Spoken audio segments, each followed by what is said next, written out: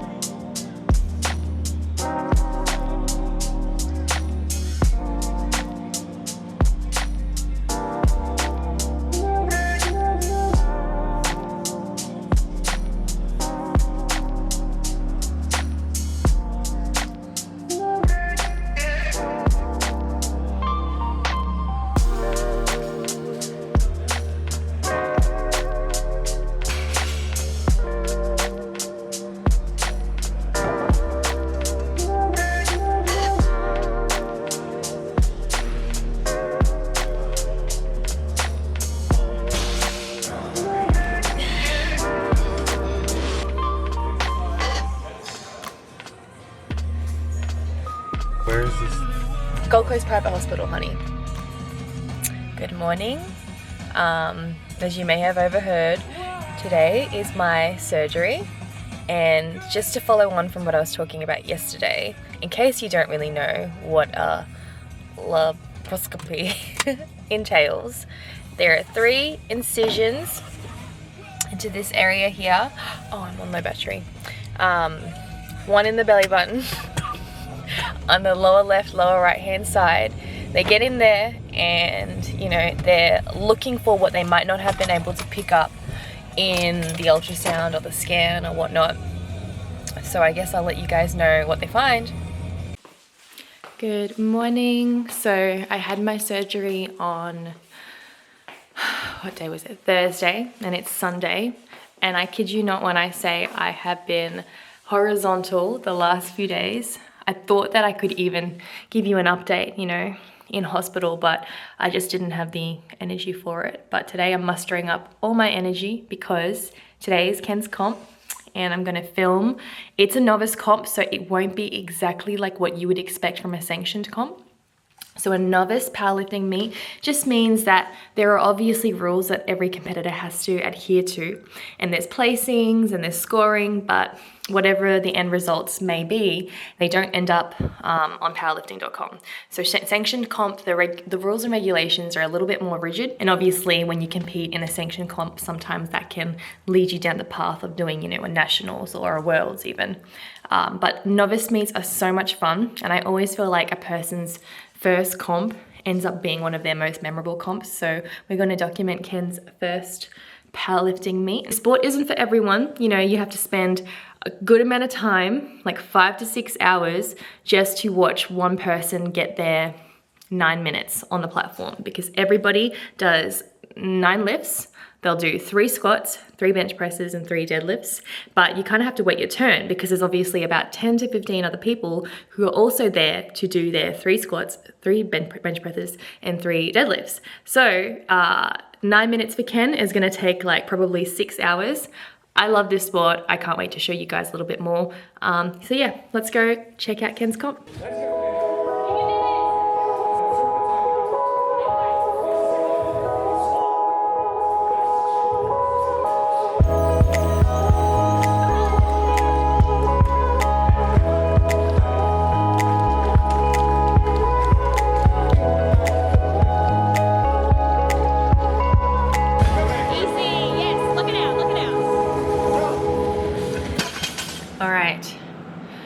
Seated, I have my matcha.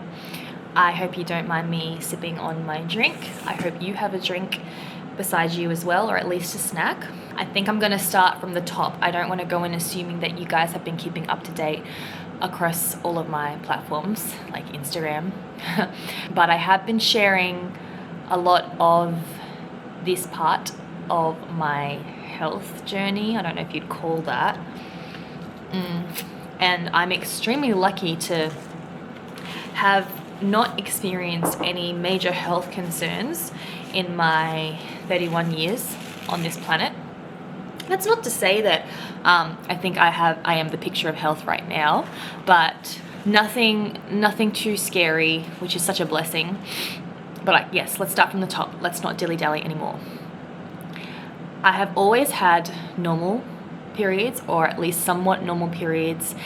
When I think of an irregular period, I think hard to predict, I think painful, I think maybe symptoms that are expressed, the symptoms that are being expressed are, moderate to heavy, nothing like the slight PMS that I had as a teenager. And like many teenagers, we go on birth control, and I would have been on that for over a decade, I want to say, or at least a decade. And then one day I kind of just decided I'd had enough of it. No prompting. I didn't have a health scare to make me think I didn't want to be on it. I guess sometimes if you do a little bit of critical thinking, you start to wonder, is this thing that I've been taking on and off for the last 10 years necessarily good for my health, or is it conducive to better things for my health? I'd had enough of that. I was also getting to the age, so I was like mid-late 20s, where I don't know if I was particularly thinking, I want to have babies or anything like that, but I was out of the phase where, a girl's taking birth control to control her breakouts, or thinking, this is a way to be able to practice safe sex more. I was ready to be off of it, but there was no prompt, no health scares.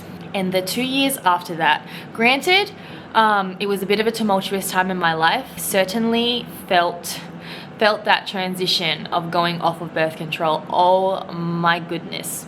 The big thing, in hindsight now, I can recognize that it's not a huge deal to have like breakouts, or your body kind of respond by having a lot of crazy breakouts happen after going off birth control. But at the time, it was horrific. Well, I just couldn't believe how my body was reacting to it. And this wasn't a direct thing that happened after I went off. I would say it was like 6 to 9 months after stopping birth control that I was breaking out in these extremely painful red pimples on my back, all up my neck. I'm talking like from, if this is the nape of my neck, it would travel all the way up to the bottom of my skull. And you can hide it through having your hair down and stuff, but I could always feel it, and they were spreading like wildfire. It would travel down my back too, and it was very unlike me. Sure I had breakouts, but it just was crazy. My period the last couple of years, or more than that, has been somewhat normal, but I'll tell you what has changed. They've certainly gotten a lot heavier, and as each year progresses, they get heavier.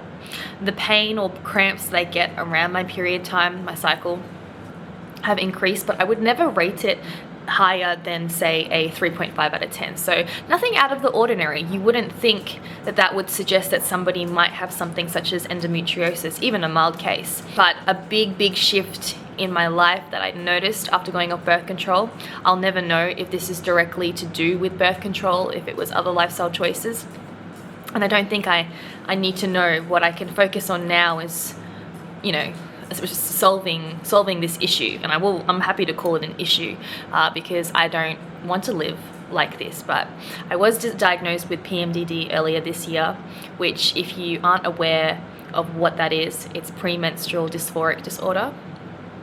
And if I was to try and explain it simply, imagine the absolute worst mood you can be right before your period, or when you usually experience a shift in your mood, times 10. You don't feel like yourself. you think everything is going wrong and will go wrong, and you question your ability to be able to make sound decisions or think logically or problem solve or have enjoy life and have the same kind of quality of life that you usually do.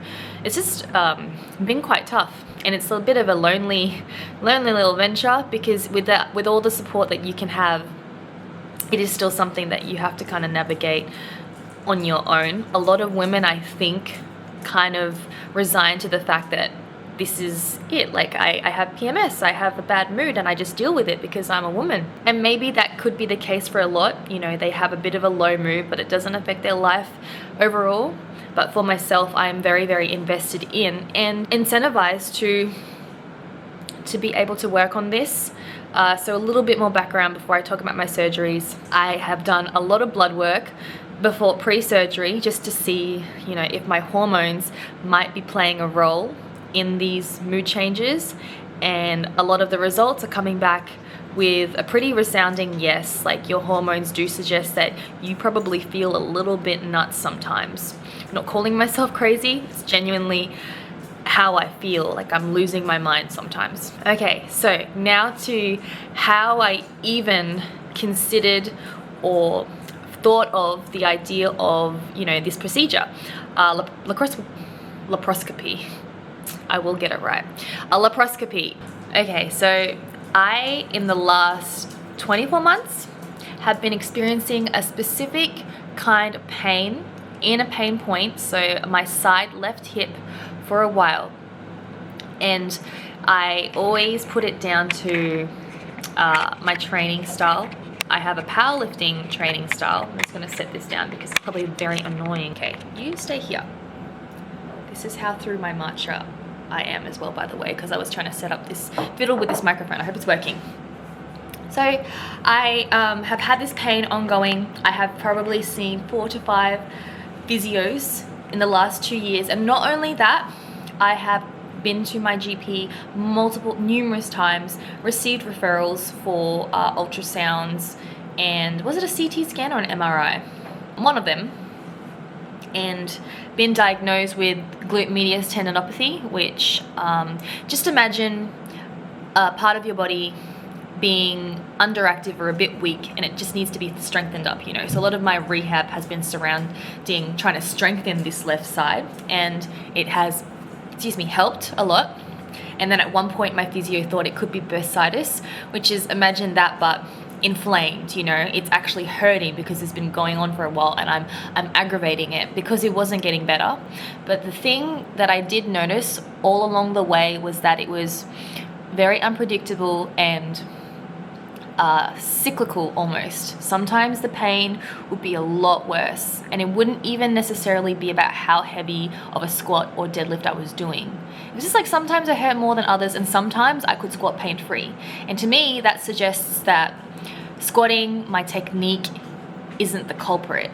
Because if that was the case, would I not just feel this pain all year round, all the time, anytime I squat beyond like something that's like a light warm-up? But no, it was very selective about when it wanted to rear its head. So it's made training quite difficult. And the thought of even competing in a powerlifting comp, don't even. Like I did get to do one last year, and that was fun, but I was very held back by the fact that this existed. And so I finally went and got this scan where, I'm gonna Google it. I can't remember if it was an MRI or a CT scan. It was a CT scan. So finally go get this CT scan, because ultrasounds aren't really picking up anything. If we were to look at just the imaging or the results that I was getting from these ultrasounds, it would almost suggest that this pain is made up and there's nothing wrong with my hip, which I think is a common thing, you know, and they're not always going to pick up absolutely everything, and that's no one's fault. Incidentally, I remember when the doctor called me and he delivered the news to me. He's like, yeah, so there's nothing wrong with your hip. And I was like, well, there is, because I'm not making this pain up. He's like, there's nothing. I can't see a single thing. There's no indication that you've got pain or inflammation. And I was like, and he goes, but we have incidentally found a cyst that is about 3 to 4 centimeters in size. I'm going to refer you to a gynecologist. I want you to get this checked out. It's probably nothing sinister, I'm sure it's not cancer, and let's just go make sure. And I wasn't even remotely scared at the time, because sometimes denial is a great coping mechanism. So, and I also, what am I going to do? Stress for 3 months because I'm on a waiting list to see this gynecologist that cannot see me for 3 months? No. I didn't get to see her for a long time. By the time I went in there, she was like, gee whiz, it's been 3 months. It could have grown by now. And I was like, you think? But we have a great healthcare system, certainly not complaining. It just did take a little while for me to finally be able to see her. And in that appointment alone, that is when she diagnosed me with PMDD, I kind of walked in and I was already ready to cry. After 3 months of kind of speculating and wondering what's going on, I guess you do start to build up a little bit of, it starts to compound all of the feelings and all of the what ifs and what's next. And I hadn't thought about third surgery just yet, but I guess it was just very unknown. So we talked about that first. She said, what are your concerns? And I actually brought up the fact that my mental health was kind of deteriorating every month. I'm like, is this to do with my body? Is it signaling me in some way? Are my hormones kind of out of whack potentially because of this cyst? I don't understand. I don't know. So it was like, yeah, it sounds like you've got PMDD. Have you heard of it? And I was like, oh, I've heard of it. And then it was a lovely clinic, and she did all the things. She did another internal ultrasound just like that. I didn't have to get a referral. She's just like, come on over. Did a pap smear, asked me all these questions, asked other general health things. So I got a lot of value for money, I'd like to say. And she finally brought up the suggestion of laparoscopy, because the risk of a cyst, whether it is endometriosis or a dermoid cyst, which I'm just going to use the word benign. It's usually just full of stuff, like think pus or hair or just tissue and matter, but it's not endometriosis. She's like, regardless of what it is, if it does grow and you decide to remove it in the future, there's more risks involved removing it once it's grown than say now. She's like, if I were you, I would really consider getting it taken out in the next 6 months. And we were about to go away to America. I think we were about 4 or 3 weeks out. And I thought, oh my gosh, do I do it now? Do I do it when I'm back? And she said, well, I can fit you in, in 2 weeks time. And I said, oh, there's only X amount of days before my trip. And I heavily considered it because I don't know how invasive or how intense this surgery is. I was this close, guys. When you hear the rest of this story, you're going to understand why it was so lucky of me not to do that, because I am 2 weeks post-op today, and I wouldn't even want to travel today. I would not want to go overseas, despite the fact that I feel much more human now. And I think the time frame we were looking at is get my surgery and leave pretty soon after. So I said to her, let's book in a tentative date for when I'm back, which we did. Between then and America, I wasn't thinking any more about it than I had been. I started to really question if my pain was referred. So what I mean by that is I've got this cyst on my left side. All of my pain is centralized around my left hip, and it's hard to predict. It's kind of depends on the time of the month, and she ran me through some of the risks involved with the surgery, but all in all, the vibe that I was getting from my gynecologist was that this procedure is not that deep. Heaps of women get it. It's easy. You'll be fine. You'll be training soon after. It's no biggie. And objectively, I would actually agree, but there is a small part of me that wished I felt, not even felt, I wish I was more prepared for what was to come, because she was right. She is right. Physically, women can overcome a lot. And so as much as this physically was quite demanding or taxing on me, I'm very confident that I will come back stronger in the gym, you know, yes, I've got 4 incision sites on me, and these are like 1 centimeter scars. Still have my bandages on. I'll eventually show you guys what it looks like under there, but physically, yeah, I know that I'm going to be just fine. But mentally, the recovery was quite tough. And if I'm being online, I've been honest up until this point, but if I'm going to overshare, I will say that I had so many moments where I just caught myself crying over things that always relayed back to just me not feeling like myself. And it got me thinking, because I work with so many women and help them establish a routine, I just got to thinking about how once you lose your grip on your routine, or what just, you know, keeps you going, what helps you keep the wheels spinning, you genuinely start to feel like you're losing your identity, which is not yourself. So it was very much another layer of some of the things I experience monthly when it comes to like my severe mood changes with PMDD. I could not only could I not train, but I could not move. Like those first few days, I was not walking around much, and walking around was not easy, or even something that I was considering. I was stiff as a board, and I still am, because I cannot have any extension through my belly at the moment. It's kind of like I'm walking around with this kind of posture all the time, like just concave, like a little, you know, a C, the letter C.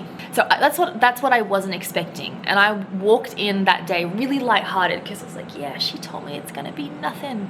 Like I'll be up and at 'em in a couple of days. Because the last time that I was under general and had a surgery, I was back in the gym a couple of days later. So I was super optimistic. I even told my girlfriend Dana that we would go and work and do some content together 2 days after.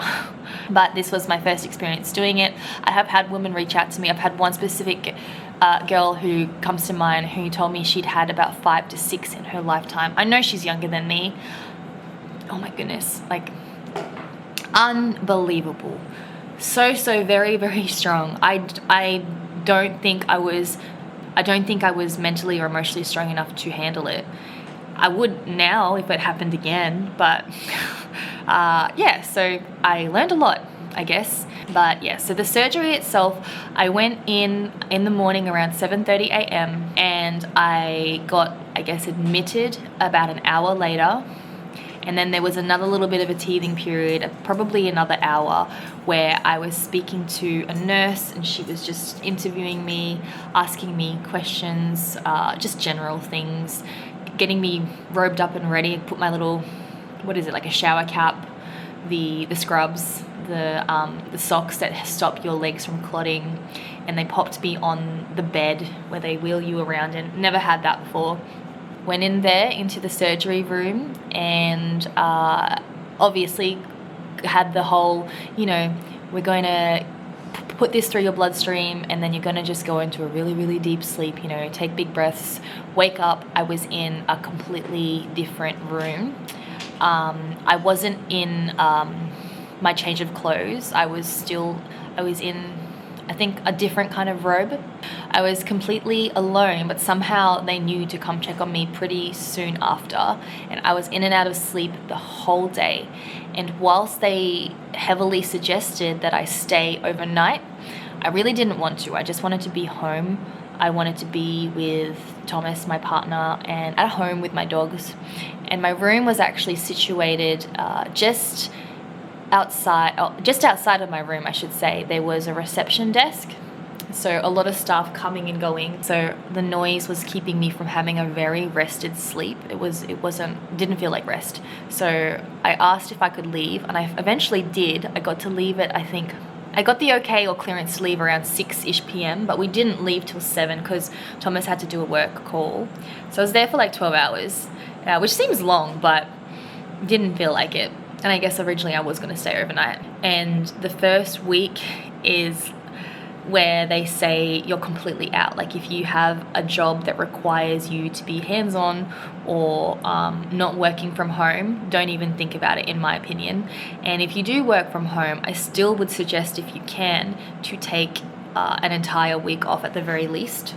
But what I'm going to read to you is what I was suggested by by the clinic, by the doctor. Post-operative discharge guidelines. One of the procedures I had was a hysteroscopy, and they said I should be avoiding heavy lifting or strenuous activities for 2 weeks. My other procedure, laparoscopy, avoid heavy lifting or strenuous activities for 6 weeks. 2 weeks and 6 weeks. What I have heard from other women have been 2 to 3, 5 to 6 weeks. I actually had someone say that it was like months and months and months and months till they felt normal. My gynecologist personally told me in our consult originally that knowing how often I train, it would probably be more like a couple of weeks. And it's been 2 weeks today, and I have been to the gym 3 times. 1 upper body day, 2 lower body days, or maybe even a full body day. Not doing anything that's too out of the norm for me, like similar exercises but just far less intensity. So really pulled it back that way, and I feel better or the same the day after, which I think is a good way to look at it. Like my body's signaling me that didn't push me over the edge or exacerbate anything, like in terms of my recovery. Yes, I might have pulled the pin early on what a couple of weeks actually means, but it's 2 weeks now. At the end of the day, what I really want to get across is that everybody's recovery will look different, because one person even said to me, I was lifting heavy the same week. I was like, God, I was struggling to keep my eyes open. So everybody is different. I have booked in to see a female doctor that specializes in endometriosis for a second opinion, because moving forward, the path that I want to take doesn't involve getting back on birth control. I know there's a lot of evidence to suggest that taking birth control can slow down or even cease the development of endometriosis, rearing its head again. Yes, I'm not blind to the fact that is a very viable option, but I do want some more opinions. I really do hope that something that I shared today has been useful for at least one of you. I also highly encourage you to send me a message somewhere if you'd like some advice, if you'd like me to point you in the direction of how I got to getting my quote for surgery or getting my referrals, or what I would do differently if I was to have it again, to just look after myself both mentally and physically. But I think that's it. But let's finish on a positive note, because I've got the afternoon free. I'm going to go train and show you some of the exercises that I'm doing post-surgery as I slowly ease myself into it. The thing to really note is that all of my weight selections are less than half of what my 1RM or my 1 rep max would be, about 40 to 50%. So any weight that I'm lifting is well below what I usually would, but always take the advice of your doctor or your gynecologist or the specialist that you're working with. That's the golden rule for sure. Thank you so much if you have listened up to this point. We're gonna go train legs. Have the best week ever.